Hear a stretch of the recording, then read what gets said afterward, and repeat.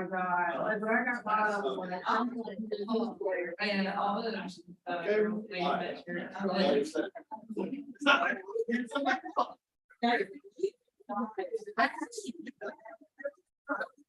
It's at the same thing. Oh. August. Yes.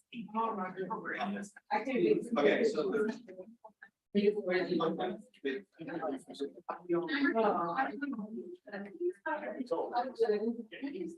But I'm on.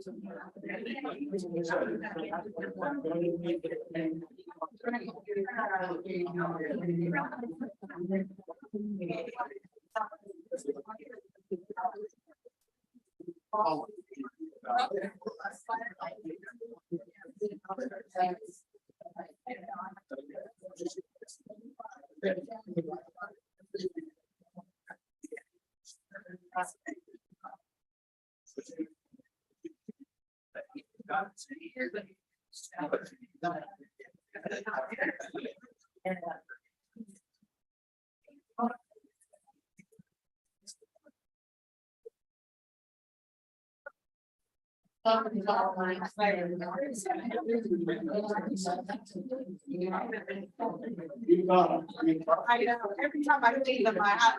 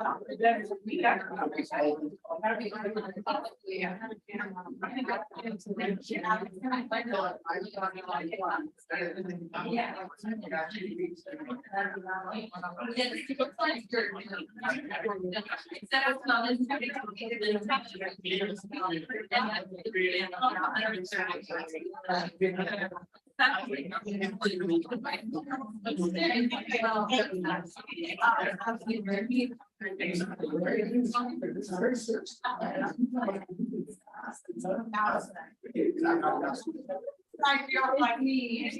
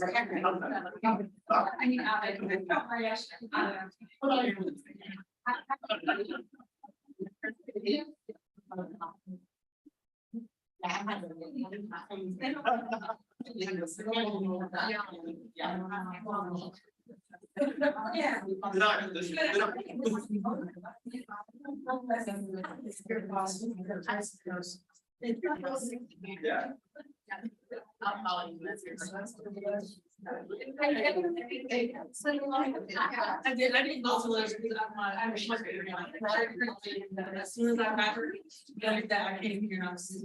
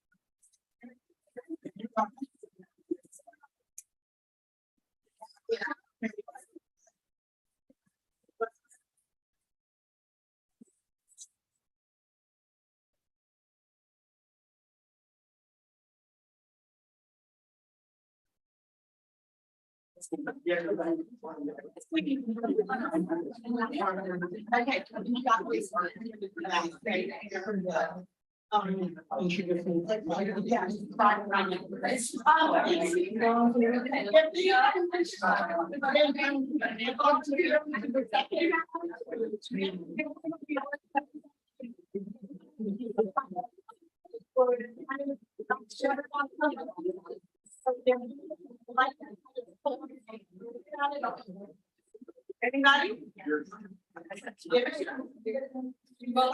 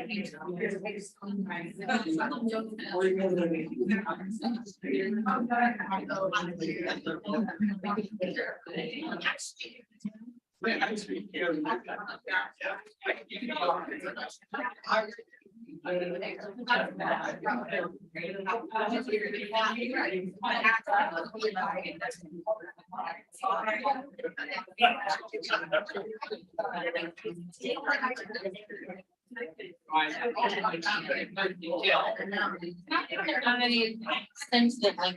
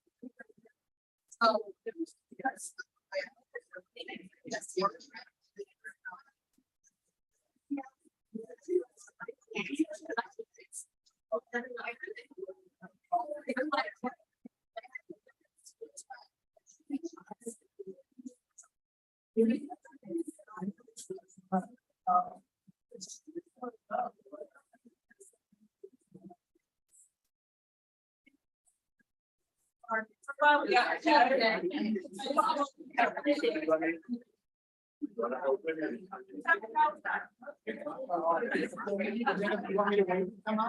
it's fine.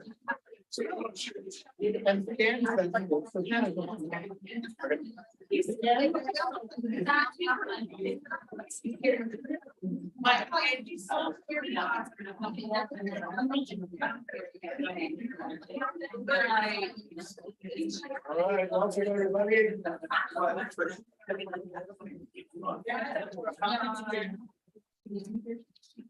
Welcome, everybody. It's excited to have you here this evening. So for those of you who are counselors or counseling students, this is a great opportunity to see particular models in practice. So we'll see two models in practice this evening.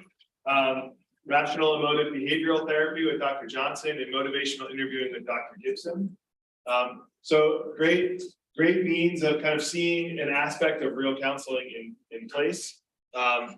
So something to think about even as we do it is the recognition of anytime we do any counseling, there's lots of options and choices and decisions being made at each point, right? So even being able to think through and conceptualize like, all right, well, when this happens, this is the direction I would have gone. This is the direction that Dr. Johnson went or that Dr. Gibson went. Why'd they go that way? So be thinking through some of that even and paying attention to what facets of the model maybe are occurring. So that at the end, we're gonna have time for question and answer that you can ask more about the specifics of REBT or the specifics of motivational interviewing, why things went the way that they did, why they made the choices that they made. So that's part of our function. Yeah, all right. Come on up. And there's snacks in the back.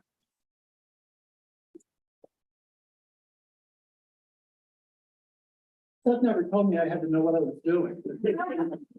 I always think of psychotherapy as, well, if you watch Raiders of the Lost Ark, the first movie, there's Indiana Jones is out of control, you know, with on a train or a truck or something like that.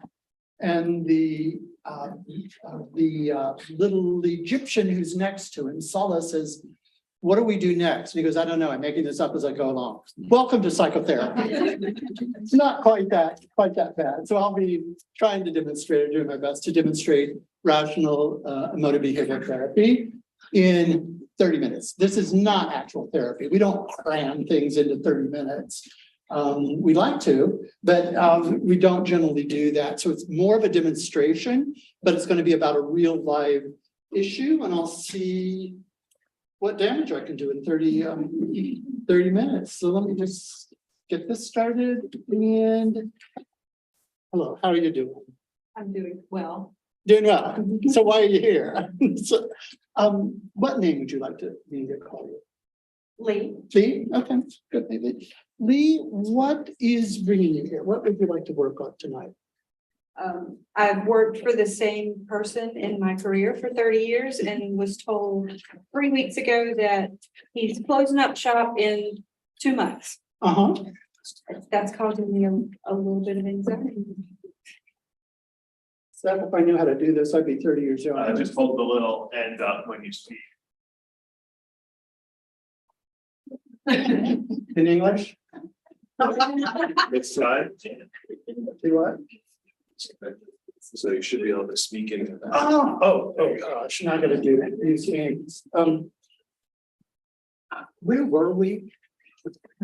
You were working and now they're pulling the I plug. worked for the same person in the same field Uh-huh. with my career for 30 years. Mhm. And he told me 3 weeks ago that he's closing up shop in 2 months. And that I would need to just find another job, and that was it. That was it. That was it. And have you had any emotion about this? Yes, And panic, fear of not being able to find another job that quickly, and fear of not being able to get another job because I haven't had to look for one in 30 years. And I think things have maybe changed. okay. So fear, anxiety is kind of what you're, Yes. yeah, okay. And do you remember the last time you experienced this? That anxiety? That type of anxiety? Yeah, about this issue. about About, this issue? Have you had any anxiety about it since he's told you? oh, yeah, yes, okay, day wise, yesterday. Yesterday. And what were you thinking when you started to feel that anxiety? Am I going to am I gonna be able to find a job that makes the money that helps my family? Mhm. And is this making me a burden on my family? Because I'm kind of the one who has this issue in the household, even though no one said that to me. Right. And fear of actually going out and looking for another job, So- because I've been kind of told not to do that just yet. Mm. Because other people will know, and then he's an attorney, and if other people know, then they'll know he's closing up shop, and it would look bad on him. So when you have the anxiety, which of those three questions do you associate with more anxiety? Being able to help my family, Being able to help your family. So will I be able to help my family? yes. And what is your answer to that when you're experiencing the anxiety? My answer to that, when I really am in the throes of it, is, I guess I have a couple of answers. I think, yes, everything's gonna be okay, But because then you wouldn't be anxious if you felt then I like wouldn't that. be, yeah. Yeah, so what's the one with the anxiety? That I wouldn't be able to do that. We'd have to start selling off cars and moving a house and, you know. Let's say Maybe. that happens. mhm, You had to start selling the cars, Right, move, go in the Yeah. gutter and eat dry cat food, right. whatever it is, okay? And what would you be thinking then if that happened? About that happening? I would think I need to get a job so that I can not eat cat food on the street. Right. Yeah. Because why? Would this be horrible for you if you had to sell it? No, It no, wouldn't. it wouldn't. It wouldn't be the end of the world It if I had to wouldn't be. downsize or sell a car or, So where is the problem in terms of the anxiety? I don't know how to answer that. Why don't we try to guess? What is the worst thing that you think when you're in the throes of that anxiety, other than what if? Other than what if? Yeah. Oh, I don't know. I don't know how to answer that question. So let's take the what if. Mhm. What if, we have to sell that? That would be what? For you, It would just be us selling a car. but you wouldn't be anxious if that's what you thought. You must be thinking something else, right? Yeah. So I guess I don't want to sell my car because I like my car and Yeah. it's reliable, and maybe I'd have to sell it and get something that's not so reliable, or I wouldn't be able to do the things I've been doing, and I'd have to change Yeah, let's say that's my true. lifestyle. Let's say that you have an unreliable car and you're not gonna get to do the things you do. What would you be thinking that would make you anxious?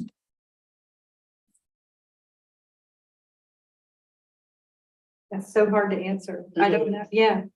I don't know what the answer to that is. Well, let's say you had a friend Okay. and they came to you with the very same story.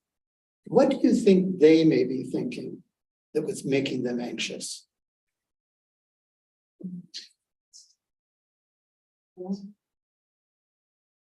Maybe they're afraid of looking differently.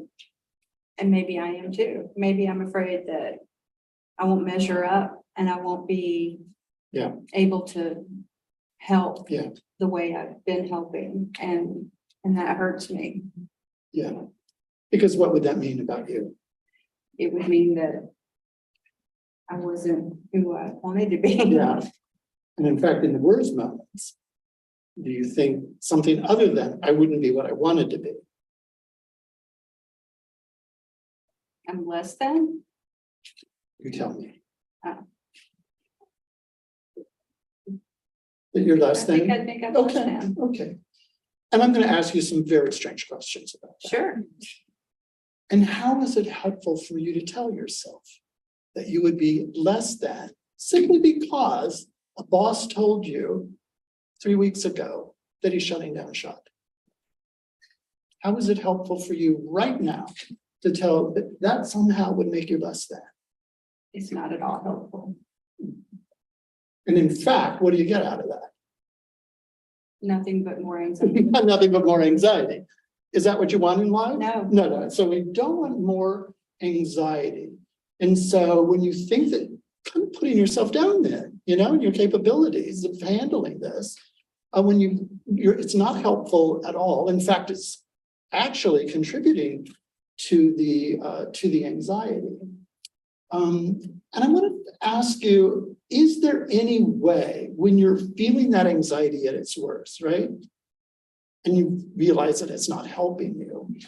In fact, in what way is it getting in the way of your life right now? Either in terms of enjoyment or getting things done? You tell me.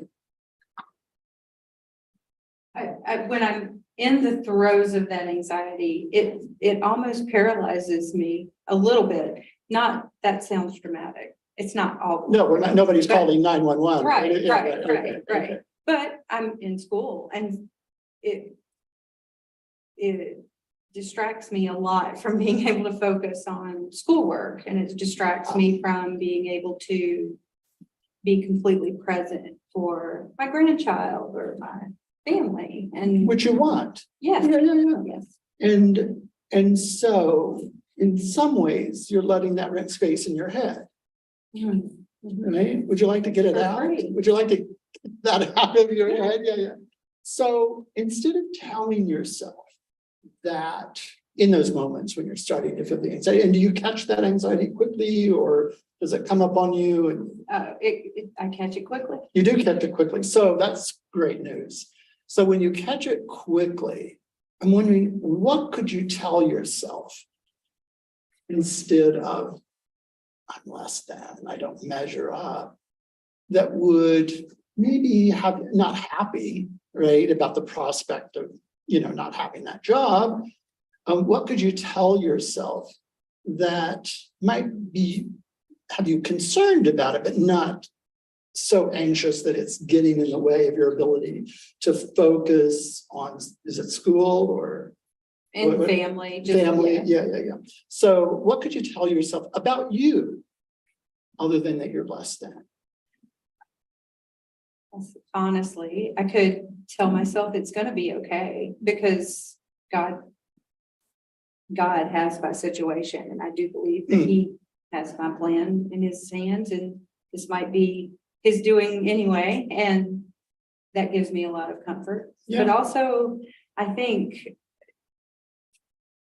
if I'm doing the what if in the moment, then I'm thinking it's gonna be fine. I'm gonna get another job, even if I have to sell my car. I don't care about my car. And I'm very capable. I've been capable for 30 years and I can do it So you could draw up on for the 20 string. more. Yeah, so then you're drawing up on the strings that you already have developed in life. I have a question, since you said God is important, right, in your life.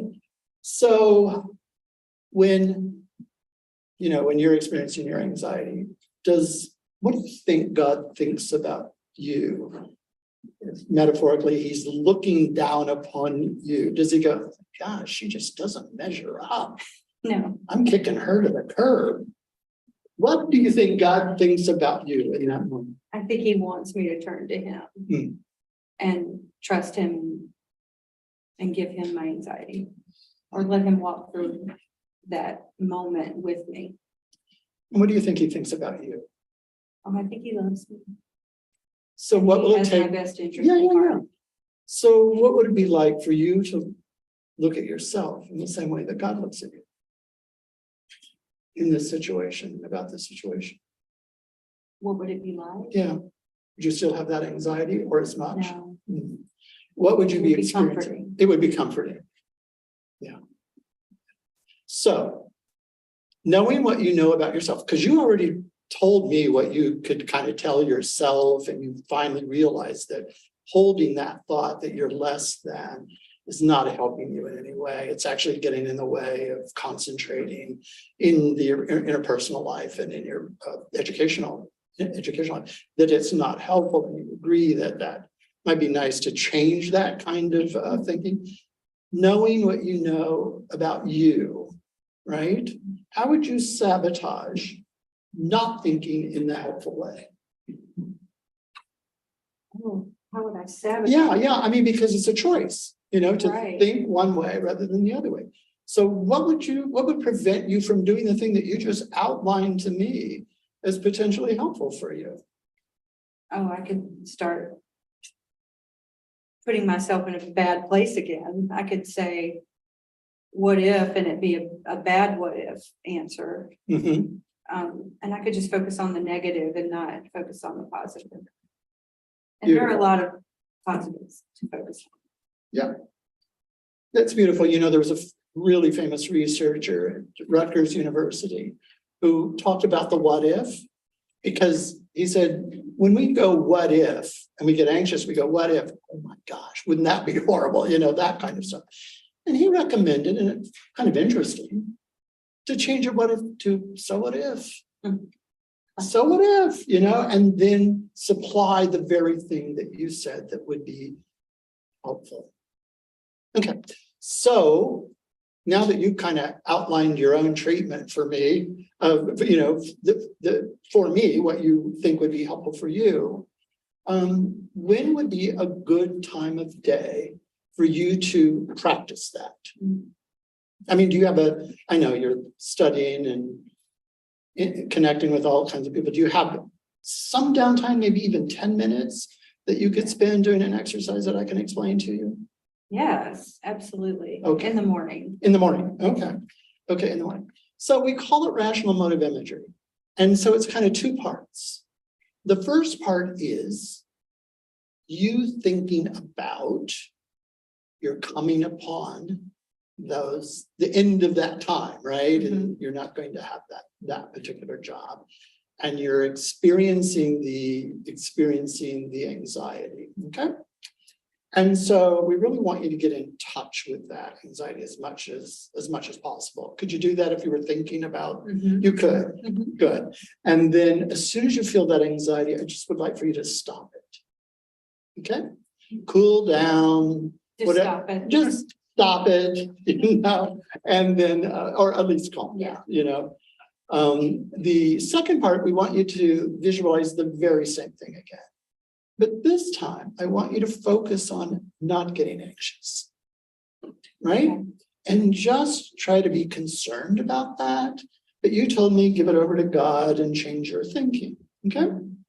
Would you be willing to do that? Yes. Okay, and to help you with that, why don't we have a reward? What would be a good way that you could reward? No, I'm not going to give you money, but what would be a nice reward that you could give yourself for having completed that? Nice reward. Yeah. An A. So long as you realize that the I know. professor does not have to do that. Okay. So you can give yourself an A in life in that moment. I could give myself a star, a gold star. There you go, a bunny stamp, a star, one of those things. So, okay. What is something that you do frequently, but you really don't like to do though? Oh,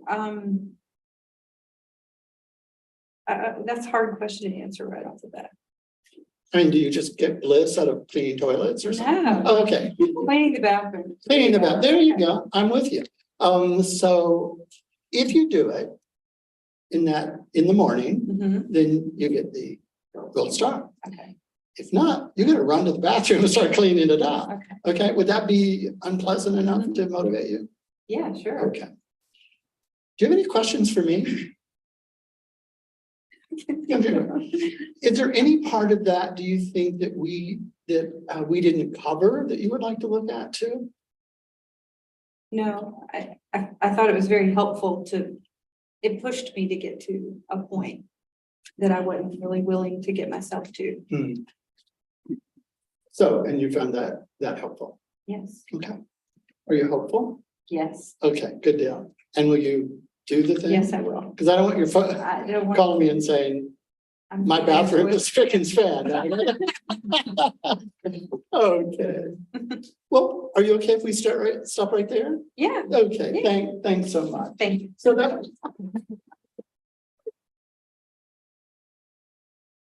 I'm not done. No, they gotta grill you. Oh, good. So, yeah, we went through this pretty quickly as you saw. The model, let me just explain it very briefly and then we'll take any question that you may have. In this particular model, we call it second wave behavioral models. Second wave behavioral models, the first one was REBT, which I just demonstrated. The second one was that one was developed by Albert Ellis. CBT came a little bit later by Aaron Beck. They're kissing cousins. They're very, very close in terms of how they operate. And the big difference between second wave and the previous model is we have what we call an ABC model. And you probably saw me do this. A is find the event, the activating event. What was it? And we don't want it vague. We want a specific example, right? So we got that. B, I want to know what the beliefs are about that event. And then C would be what are the emotions and the behaviors that would be associated with it. And there are lots of ways to change the B and to change the emotion.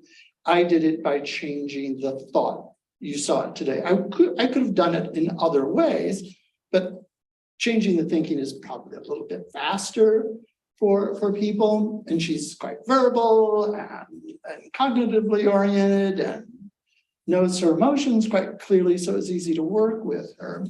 Behaviorism would do what? They would change the environment and the reward pattern. Although notice I put a reward and punishment in there, just to keep it real. And then the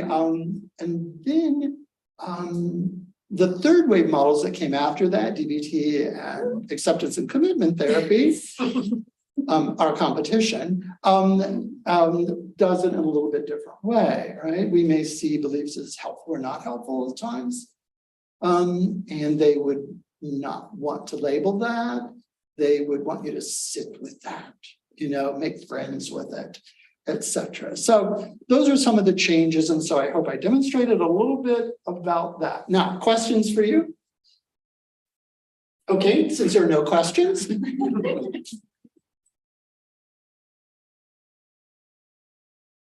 Please. So if I understand you correctly, you use several techniques all in this one session. So it wasn't just like one particular technique that you're trying to put on, or you use like multiple to try to get her to.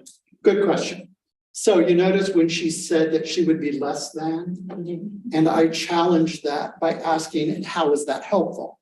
There are other ways that I could have challenged that. Like, where's the evidence that you're actually less than? She can't come up with any. She'll try, but we'll counter that. And then the other one was, how does it logically follow that because things are not the way you want, that you're less than? Well, logically. What would you say to a friend who's going through the same thing and says that she's less than? Would she do that? And of course, she's very nice, so she's going to say, no, I wouldn't say that to a friend. And then I would say, well, so what makes you so special? Right? And so so there are multiple ways that we could challenge that. Another way, since she has anxiety, would be exposure, right? Just kind of, I did that a little bit with that, the other intervention that I did, get the two-part rational motive imagery really is a form of exposure, moving you into that. And I could have just had her try to change her behavior. What was the behavior? Part of it was the rumination on the negative that goes on, right? Which is getting in the way of her enjoying the relationship with the young boy, and then all the fun studies that she's doing here at CIU. It's getting in the way of her concentrating on that joy, right? So multiple kinds of ways. Now, I could have spent the whole time on one of those and stretched that out for you. I just wanted to show you a couple of techniques that we would use. But thanks, that's a good question. We have a question. Someone asked, you encouraged Lee to stop the thought. If Lee had asked, how do I just stop the thought? How do you answer that? Oh, all kinds of things. They could use a distraction. They could we could have prepared for something that she could shift to think about. There are all kinds of ways. For me, I don't advocate this. Chubby Hubby ice cream works for me. And so that's why I'm diabetic, right? So there are healthy ways of doing those kinds of distractions to get you off track so that then you can come back. The goal is to get her not as aroused, to a lower state of arousal. If that's a challenge, then I'll say, well, why don't we try to cut that in half, that level of arousal, okay? Yeah. Question. Okay, so let's say she wasn't as ready to let go of the self-downing belief Right, as she was, right? right, And let's say the client really held on to no, this is just the way that I think, this is just how, that didn't work. What would you move toward? If they were so attached, so fused to that belief, and maybe resistant, if for lack of another word, Yeah. to considering an alternative, what would you do? there are several things that we can do at that point. It's an excellent question. One, our friends in CBT that we also will use is, I would ask how strong that belief is. If it's like 100%, right? Or 90%, then I'm just going to see if I can move that a few percent, right? Just to moderate that a little bit. It's not ideal, but we would like to do that. The other one is that there are two terms that we like to use, ego dystonic and ego syntonic. For her, it would be ego, syntonic. She gets something out of that. It's tied with her identity. And so I could explore how that is tied to her identity. So I would slow the therapy down and spend some time talking about that. And that can be pretty fruitful. Or we could go, imagine if you had that, and then explore an imaginative kind of intervention and see if we could tie that to a life that she would like, or a goal that she would like, or transcendent values. One of the best things that we can do in those times is to use that time to explore what her values are. And if that's tied in to putting herself down. But I find that more common than not. In fact, I have a technical term for that. It's called a client. Right? That's what happens, right? And if not a client, a husband, wife, those kinds of things. Yeah, good question. Yeah.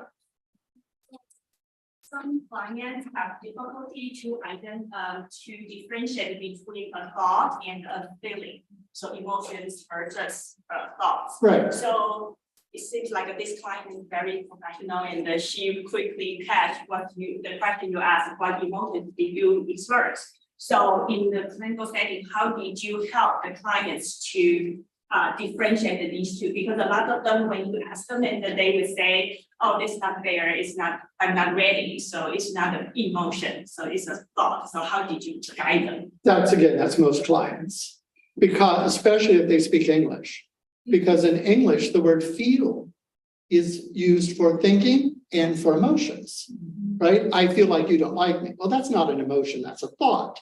I feel depressed, that's an emotion. So it's very common. I'll listen to what they put in there, and I'm not going to lecture them. It's not an emotion. You know what I mean? I may feel like it, but we don't do that because I'm focused on the goal and not they use the right terminology. If they say it's an elephant, I'll go with elephant and explore what that means. Right? But Steve, having her focus on the distraction when she gets the feeling, isn't that just putting a Band-Aid on it? Isn't that just a temporary solution? But that's not the whole therapy. If the whole thing was about distractions, yeah, but I mean, we will use distractions, particularly if somebody comes in. I'll give an actual case years ago. I think she's dead. And so, so we can talk about it. So, but not from the therapy. I have been known. No, but it was a prosecuting attorney, and she would get high anxiety, and I said, we need to go to. When I'm in front of the jury, and that's not good, is it? And so she goes, no, and I said, so when's the next time? And, I measured the frequency, intensity, duration, all that nonsense, okay? And so I got all of that stuff. And I said, when do you do it next? She goes, in 2 days. Well, I don't have time to go through all of that. So I had to do a distraction for anxiety. And so I said, what can I come up with, And so there are little techniques that we use for that, like buy an ice cold Coke and hold it in your hand until you're freezing your hand. You won't experience the anxiety. Or sometimes we'll say, take your pen or your pencil and just go like this. I mean, don't, look like you're crucifying yourself, but just do this, and that may pull you back into your body. But that just to get her over the hump. And then I will do the cognitive restructuring later. Yeah, we're not about making therapy about distractions. That's another model that I won't name. Okay. Hey, now. No, not you. Not you. We have 2 whole minutes. How would you like to use it?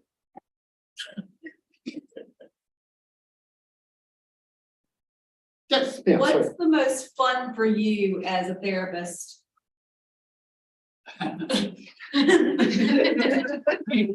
Well, I was going to say something that's happened to me a couple of times is falling asleep on the clients. That's fun because then I get paid and I. But the most fun, honestly, the most fun is when I'm looking at the client and I see this moment of aha. You know what I mean? It clicked. Maybe if you know nothing that I did. In fact, I'm an old man, so I tell stories, right? And so I had this client that came in, and we only had like 2 sessions. I just taught him the ABC model and how to do a dispute. And he was married, and he came back in. I saw him a couple of years later, and I said, "How are you doing?" He goes, "Fantastic." And I said, "How's the marriage?" "Oh, we divorced." And so he said, "It was the best thing that ever happened to me." And I said, "What did you do?" Everything get there because I knew him and I knew his wife. And so he said, "I used the ABC on myself. And I realized that I was staying in this out of anxiety of being alone." And I went, "Well, I failed and I won." And so sometimes you just don't know what it is. I had another client that came in. He said, "Oh, it went fantastic. My life has changed completely." And I said, "Was it anything?" I said, "Oh, of course not." And I'm like, okay. So you never know what causes, but take credit. So take credit and enjoy it and build it. Okay. That's the important. Thank you guys. You've been very nice. And I don't know. All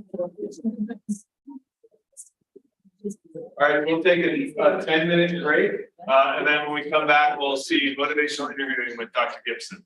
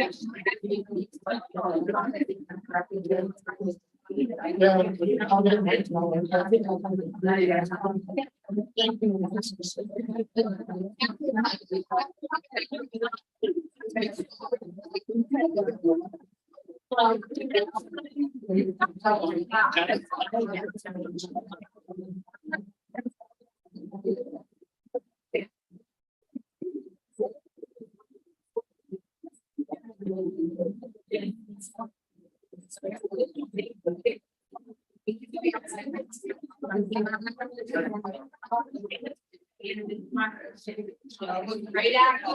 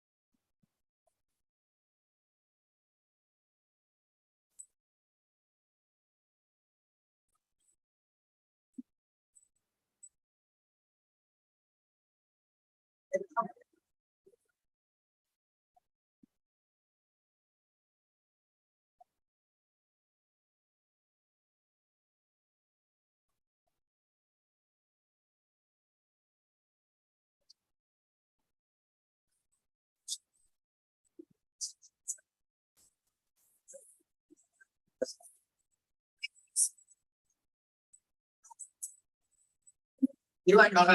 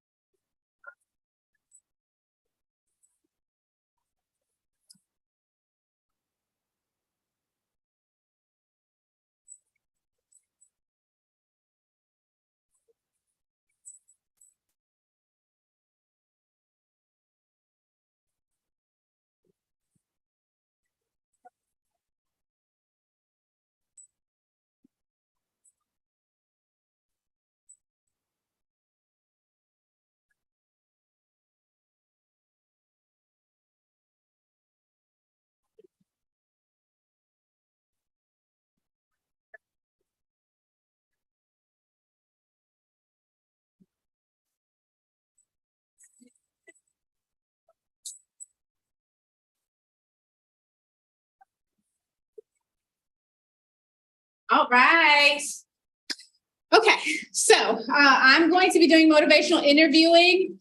And so for this model, the goal is really, motivational interviewing is really meant to help individuals who are ambivalent or uncertain about a decision they need to make or direction they need to go in, helping them resolve that ambivalence and that indecision maybe, in order to get to a place where they can take action, and mobilize in moving into whatever decision it is that they have made, and making that happen for them. Motivational interviewing goes really well with a lot of other modalities in that it can be like the precursor or kind of set the stage to get someone ready for change.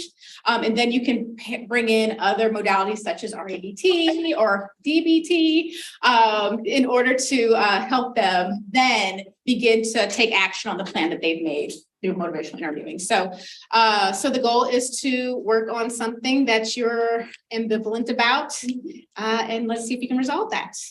All right. Can I call you Deation? It's Dr. All right, well, just to relieve any anxiety that you're experiencing right now, this is all about me and what I do in these moments. So as you're sharing your story, it's just us, right? That's what we're gonna do here, all right? Well, thank you, Deation, for coming in today. I appreciate you volunteering and being willing to talk with me. Can you tell me a little bit about what you want to talk about today or what's brought you in? So I'm kind of having trouble making a decision for myself regarding my education. So I'm in my second year here at CIU for clinical mental health counseling. But recently, well, I've always known that I've had a passion for psychopathology and just clinical psychology. So when I was applying to grad school, my senior year of undergrad, I didn't take the chance and apply to a PsyD program because I didn't think that I would get in anywhere. And so I just fell on the back burner and kind of did my master's degree. And I said, oh, I'll get my PsyD eventually.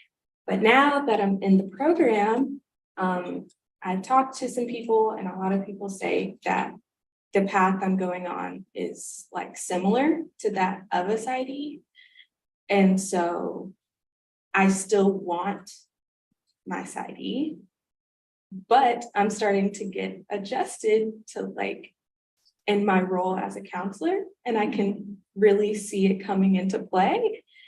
And so now I've started the application to go somewhere else, but I don't know which way to go. Okay, so I definitely hear the kind of push and pull that you're sharing. Tell me a little bit about this love that you have for psychopathology and what that means for you, what interests you have there.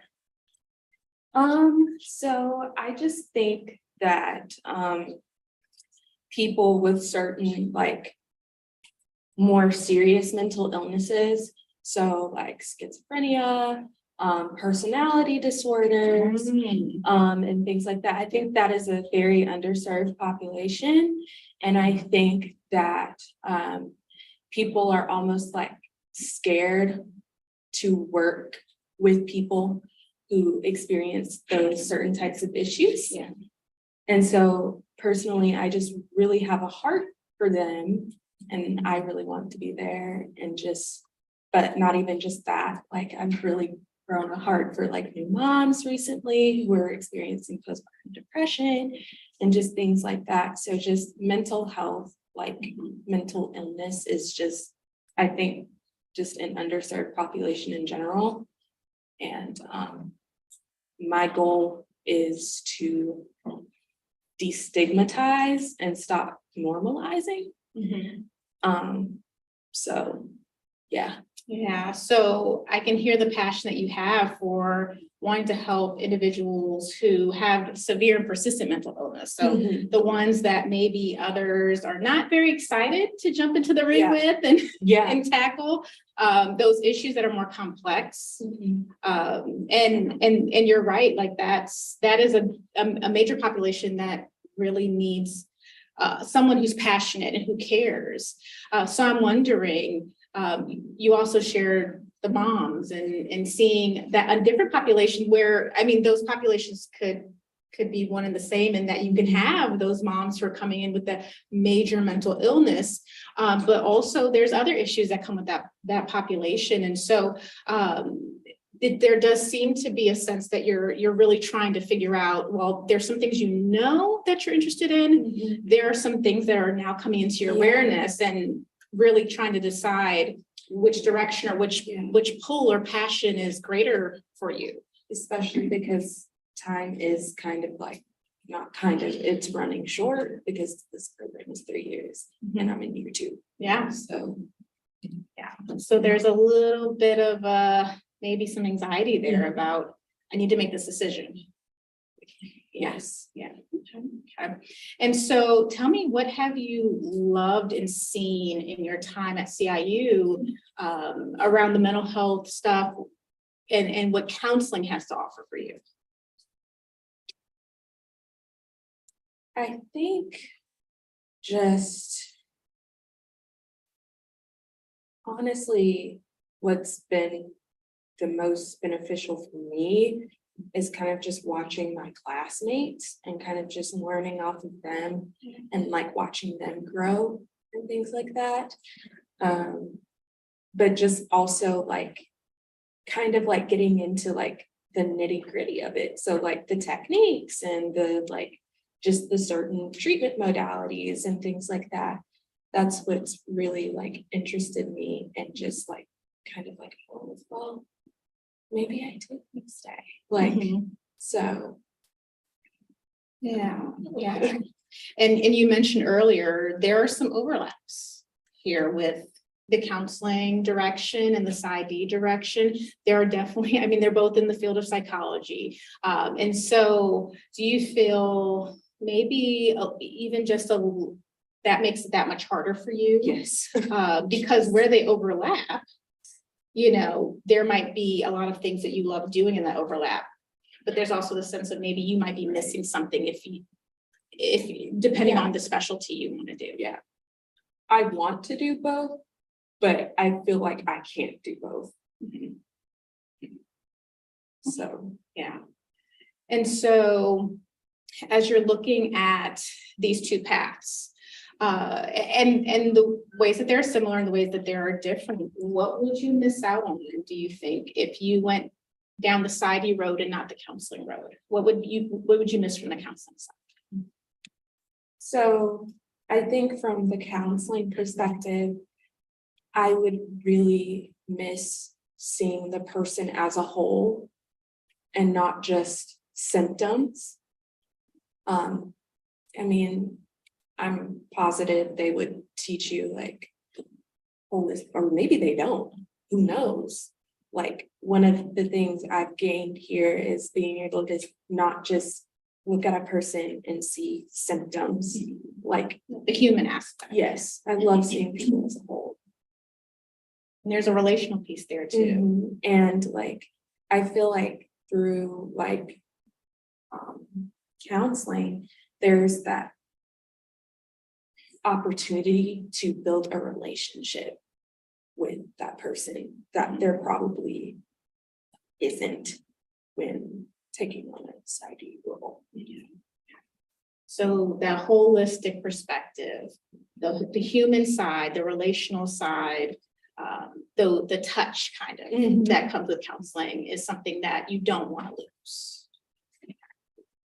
And what about on the other side? If we're looking at going down the PsyD, if you go down the counseling route and you don't go down the PsyD route, what would you potentially be missing there that you don't want to give up? I could definitely be missing out on investing more time in what I'm passionate about and investing time in environments where I would get the proper kind of like, for lack of a better term, experience that I would need to be able to serve this population. And what would that environment or those things that you're passionate about be missing out on? So I feel like I would miss out on like the opportunity to like, I don't know, be more, I don't know how to say it, but be more like active in the places where serious mental illnesses like occur and things like that. So with that side you role, you see yourself moving more into, it gives you some ground when it comes to the diagnosing in certain Yeah. settings and being able to kind of have that role. I would really miss out on that diagnostic piece and that kind of, well, you create treatment plans and counseling too, but just that's a big part of it. And that's really like, Yeah. So you've got these two sides. You've got the side where you've got the diagnostic piece and that role as the one being able to look at the symptoms and pull those pieces together and be the one who can have that say on what that diagnosis is. But on that side, there can be a human aspect that's lost or missed out on. And that for you is something that you're not sure you want to lose. And on the other side, the counseling side, you have the human touch piece, that part you don't want to lose. But in a treatment team, your role may not necessarily be the one who finalizes the diagnosis and makes those type of decisions. And that too, you're also very passionate about. And I can tell by kind of your expressions that like that piece like is a vital piece for you. Like that's like, I don't know. If you didn't have that, it seems like you may not be as fulfilled, even though you have the human side. Am I wrong in that? could you say that one more time? But even if you had the human side, but you didn't have the diagnosing piece, like you might not be as fulfilled. Yeah. Okay. And so as you're thinking about this, like I just want to like check in with you. So when you think about missing out on the diagnosing piece, I want you to kind of just scale that for me in terms of how important that is, just so I can get a little bit of a better picture. The diagnosing piece in your role in the future, when you see future Deasia walking in her professional role, in her career, and you're thinking about the diagnosing role, the symptoms and doing all of that, how important and vital is that to be a part of that everyday piece for you? And 10 is going to be absolutely important, can't do without it. 0 is going to be, it doesn't really matter. How important is it? I'd give it like maybe a 6.5. 6.5 for the diagnosing piece. Yeah. Okay. So let's flip that. On the counseling side, the connection with humans, the holistic piece, the relationship and the touch side of things. How important is that? It's a 9. It's a 9 for you. Okay. How do you feel when you hear yourself say that? I didn't think about it that way. Like, is one of the things I've learned here is like, you can diagnose somebody all day long, but if you don't build a connection with that person, or if you don't try your hardest to just like, because a lot of times, like when clients come to you, you may be the first model of a healthy relationship that they've ever seen. And if I'm losing that and seeing them just as a list of symptoms. Yeah, it's kind of like the so what for a diagnosis. So what does this really mean for this person? You know, and that's that piece right there that gets you. Okay. And so what are you feeling right now as far as like where are you at right now with that? It's given that you just said that you heard yourself say that,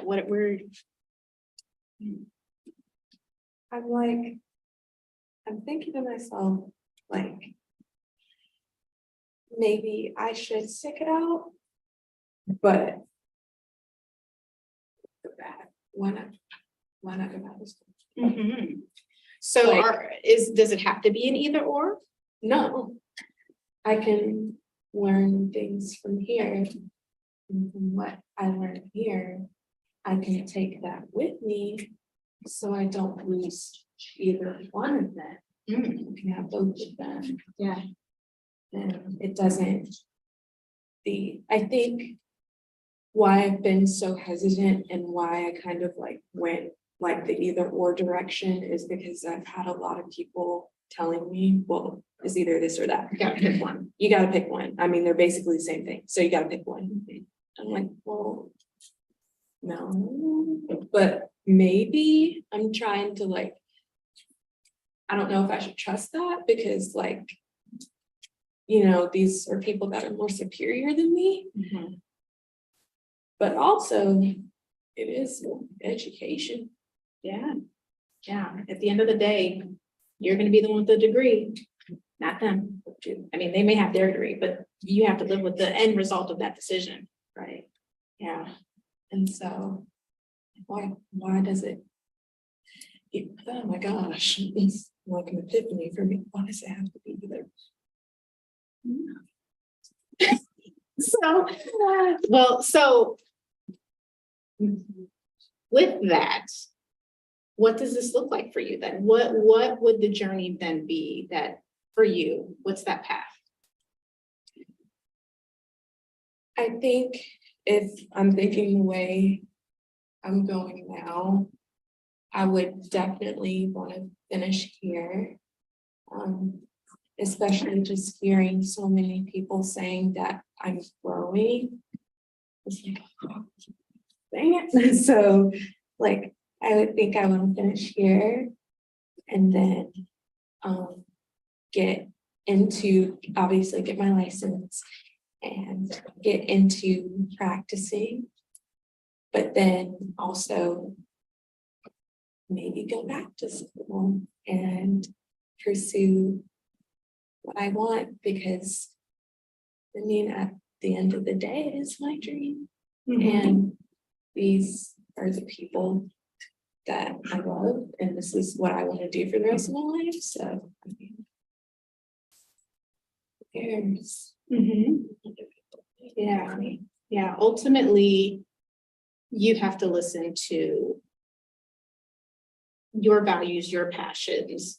And while others can bring things that inform that and help you along the way, this has to be your path, or it's not going to give you the satisfaction and the joy if you're doing someone else's path or what Deisha's life looks like by someone else's view.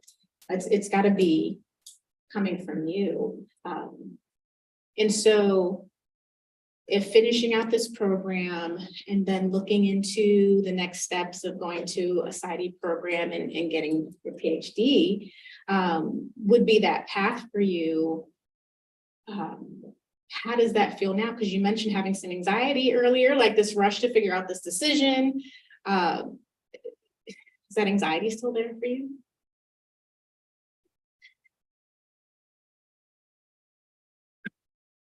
yes, but no. I feel like it's there for the right reasons now. Like kind of just like, okay, well, like if we're gonna do this, like how do I prepare for this? It's not like really that decision anymore of like, what should I do? Which way do I go? Like, I definitely feel better. Yeah. So you're feeling good about kind of knowing what the path is now. But then there's the actually being on the path and taking the steps and what school do I apply to? What, got to take the NCE, got to get that license. And also too, even considering where you might work as a counselor, that would inform what you do in your PsyD.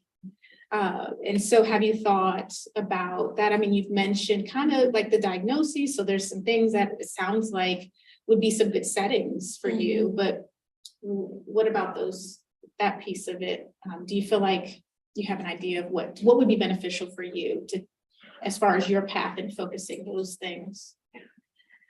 I definitely see myself like working in a more clinical setting, so like more of like a hospital or something like that, but also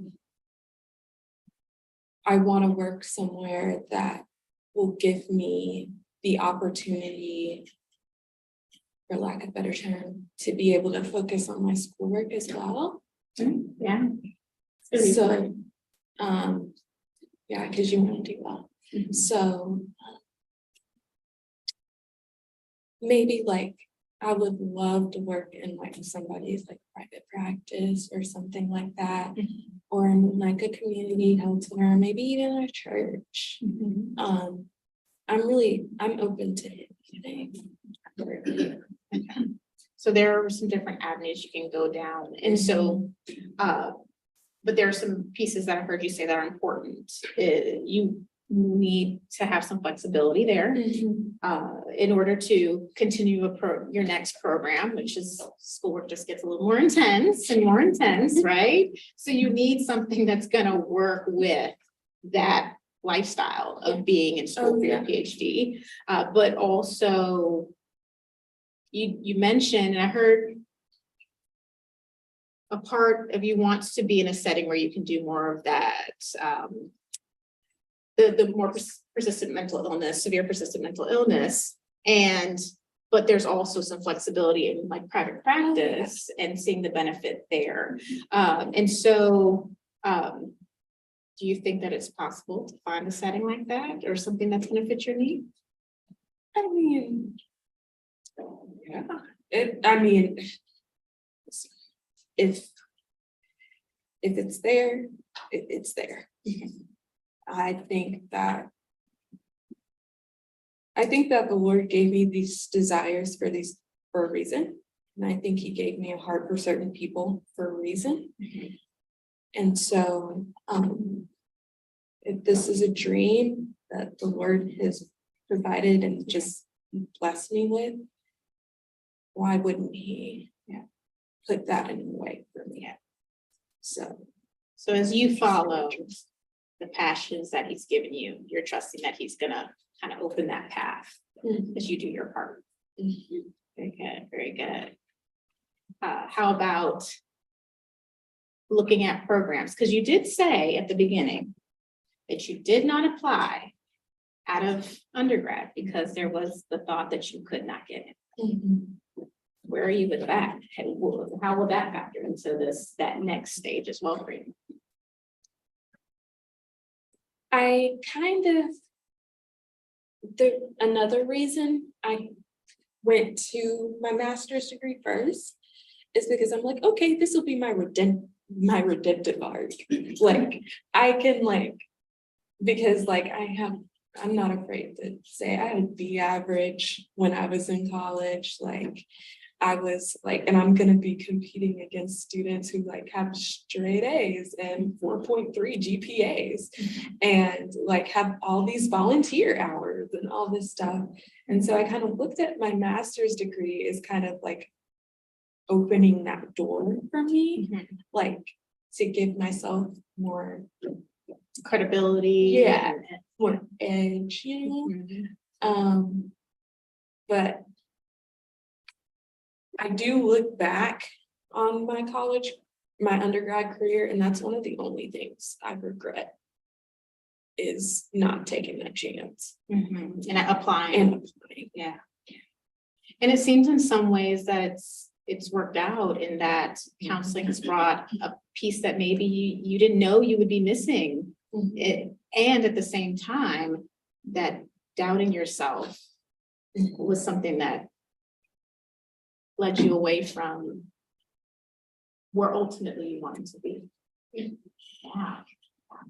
And so as you've got a kind of an idea of the steps you need to take as far as finishing out this program and licensure and practice, but then comes the applying for this program. And that doubt can creep up again.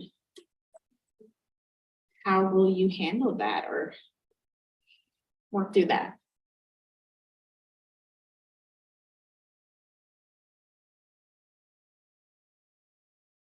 To be honest, you can. Not really. Self-doubt is something I struggle with every single day, so I don't really. I feel like I doubt myself so much that my doubt is like my fuel. Like, I don't fuel myself off of motivation, like, oh, okay, you can do this, like, you're capable. It's like, oh no, you're. It's kind of like that, my haters are my motivators, but I'm kind of my hater. Yeah, like, you're probably not gonna get it anyway, so you might as well try, like. Yeah, so and then if you don't, like, it hurts, but you're not disappointed. Pointed, yeah, like, the self-doubt helps me avoid the disappointment. So if you're expecting the worst, can't be like that.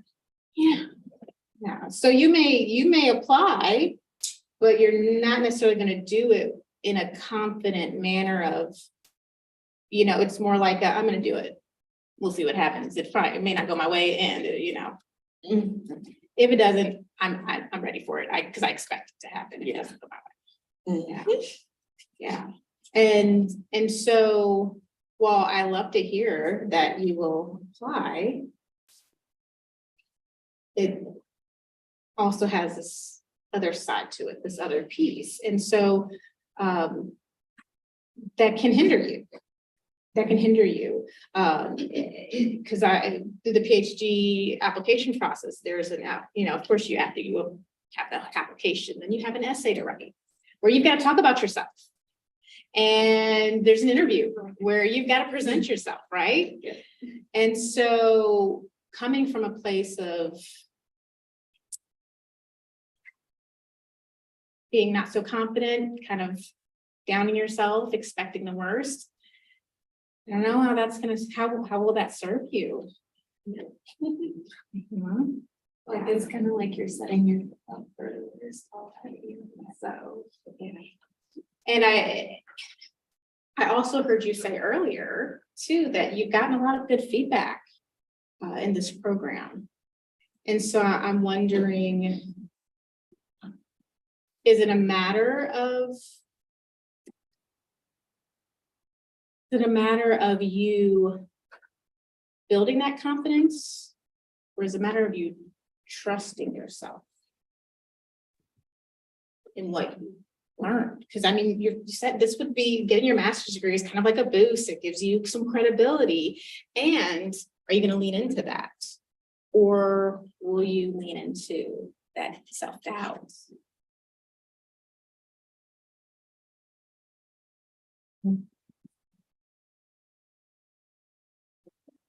Sense to lean into already. I mean, like, why wouldn't I lean into? Saying this out loud is like, no, duh. Like, why wouldn't you lean into the good stuff? But, so, Yeah. Well, I'm going to stop right there because at that point I'd pull out the CBT, DBT, or EBT.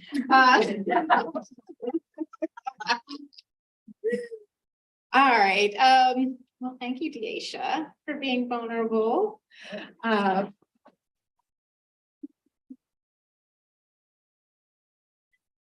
So I guess we'll go into questions, and I'll share, we'll talk about how this process was. So questions.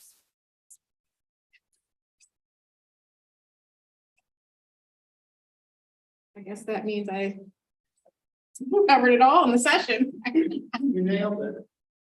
Yeah. So I did notice that you were allowing her to set the goals. She was being ambiguous in the beginning on what her needs are, what her end goals are. And I guess you saw a gap there as far as where,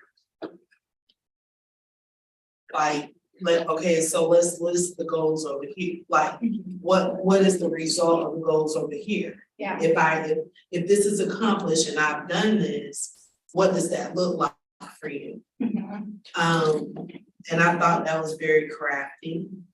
I thought that was crafty. And then, when you talked about the feeling of emotion, so she was kind of portraying emotional decisions. Like, this is where I am as far as why I'm here or there or ambiguous. But you're responding in more of a factual decisions. More, you were like deciphering the thoughts. So like, Yeah, I wanted her to. that's what kind of. Yeah, explore both sides of the ambivalence.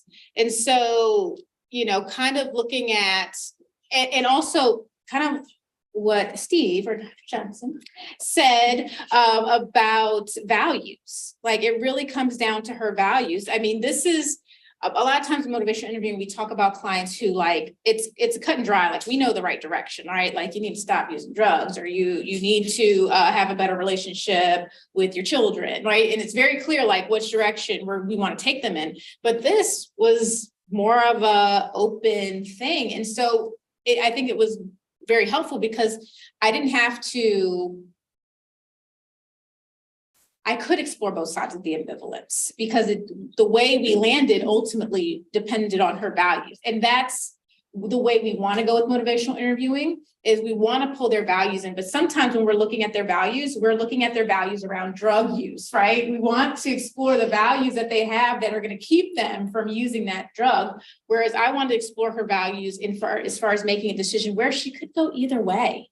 You know, it really, there's no definite right or wrong. It's more about what she wanted. And so I wanted her to explore both sides, talk that out, experience that.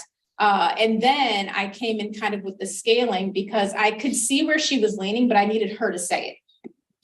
So once she said it, because I could have just told her, like, you can do both. Actually, we probably had conversations before where I'm like, you know, you can do both, right?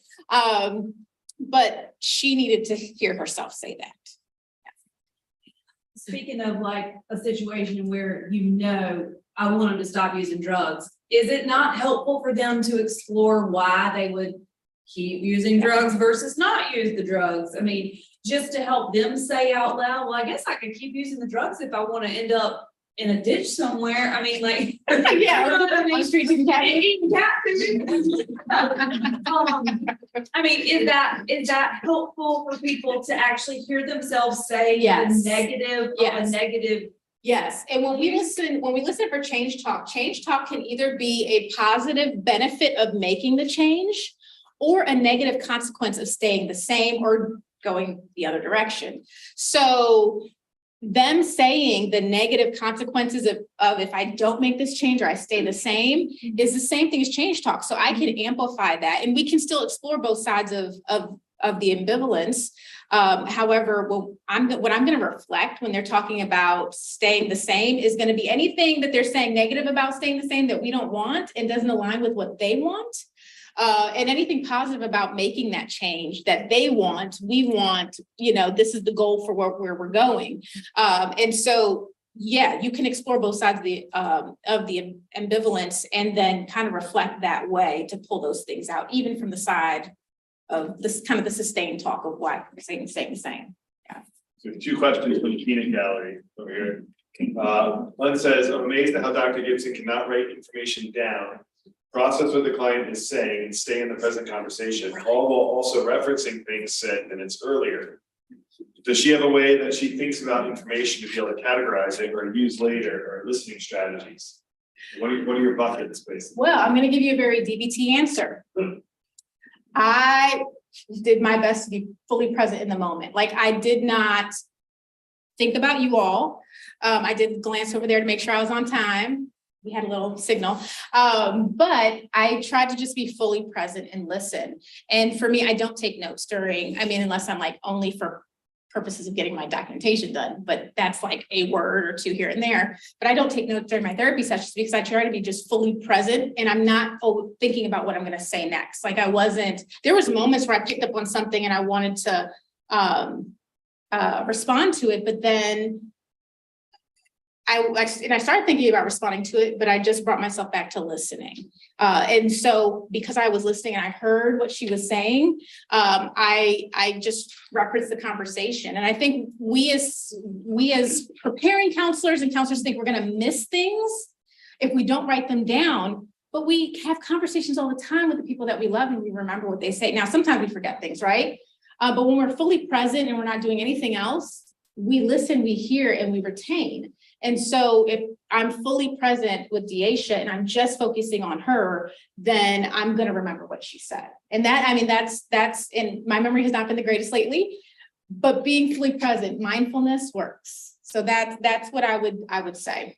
So related to that, are there particular words or concepts you're listening for as starting points or roadmaps to move an individual from ambivalence or anxiety to confidence or calm?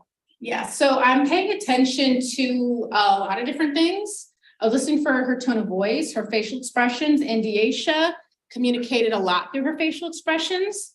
And so that's not a bad thing. But I could tell when she was uncertain about what she was saying. I could tell when this was more of a point of emphasis for her. And so if I noticed that, I was looking for values. And so her emotions, often our emotions get attached to our values, right? When I am upset because someone disrespected me, I get more angry just at the thought of being disrespected. That's a value for me. It's going to upset me when someone violates my value, right? So I wanted to get emotional cues to pick up on values for her and help me to lean into that and then reflect that back, because I could be wrong. It may not be a value. Maybe there's something else that's causing that reaction or response. But I wanted to move from problem, help me understand what are her values and how does this decision align or how does it not align with her values?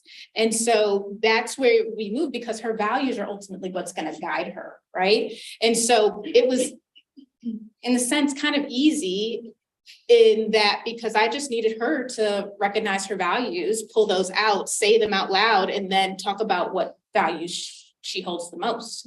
And so that's kind of, if that answers the question, kind of going through that and just reflecting back to her and pulling those things out, scaling that again, kind of helped her say, okay, because I saw she was kind of making a decision, but I can't tell her, okay, seems like you've made the decision that you're going to do this, right? She needs to say it. So then I do like the scaling so she can hear herself say it. So it's really just picking up on her cues, identifying her values. Now, if there was something she was doing that didn't align with her values, that's where the confrontational piece of motivational interviewing would come in, that help me understand this. You're saying this is what you want, but you're doing this and this. How does that align, or how do you put those together? Help me understand that. But she really, again, this was a situation where she's kind of could go either way, and it, she could do both, which is, I like DBT, where both and can be true at the same time, right? And I also had this is a side note to that question, but like I'm biased, right? I'm very invested in the counseling field, right? And so part of me was like, counseling, right? But I have to suspend that. That's my internal process. My bias in the moment is like, who needs psychology? Let's go with counseling, right? You can diagnose as a counselor, but that wouldn't have been helpful, right? Because that'd have been more of the same of what she's gotten that didn't get her where she needed to be, right? So I had to suspend my judgment and my bias in that and allow her to have her process, right? So the side note to that question. There's a point at which it got quiet and I missed it, but I think you said that you had an epiphany at some point. Was that right? Mm-hmm. Can you tell us what it was that was an epiphany for you? If I can remember, I think it was when you said you could do both. yes, it was like it was kind of like the epiphany of like, I can do both. I don't have to go either one way or the other way. And I had like thought about that before and I was like, well, yeah, but then like I was talking to other people and they were like, no. And so it's like, well, no. But then talking it out, I'm like, yep. So that was that light bulb moment for me. Like, yeah. You're fixed. Yep, everything's. No at all. Any other questions? Other questions? More of a comment. I loved the way you employed scaling.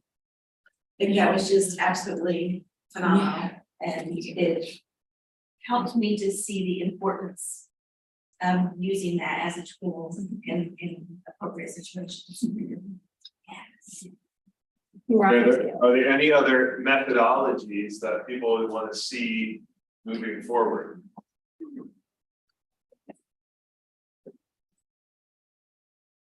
Like other therapy models, Yeah. IFS. That's good. Yes, get some. Well, Interesting. IFS Yeah. and Gestalt go well together. Yeah, sure would. How about narrative? How about narrative? Yeah. We see it. We see it, or no? Yeah, we could have a. Yeah. Have all Low arousal. EBT, we could do EMDR if it was on a non-traumatic. Yeah, the low level, impact, yeah. Okay, so we just need to create a library, whatever. Everything, just put it all in there. Do one of them every month. Yeah. That'd be great. Yeah. All right, sounds good. Awesome. Thank you all. Sounds good, thank you. Yeah. What is Dr. Johnson's going to do for us? There you go. Well, I have to just ask him to do his magic thing that doesn't have a name yet, but. We're doing we're launching it in Las Vegas. What? It has to do with treatment addiction, so. Jack, on things that you'd like to see and how often you'd like to see something like this, there's the after 12 and you can come and get it, you know. Every couple of months, but I did. It's all we did. Yeah, it's all I got. It's like, and all of the money is scholarships.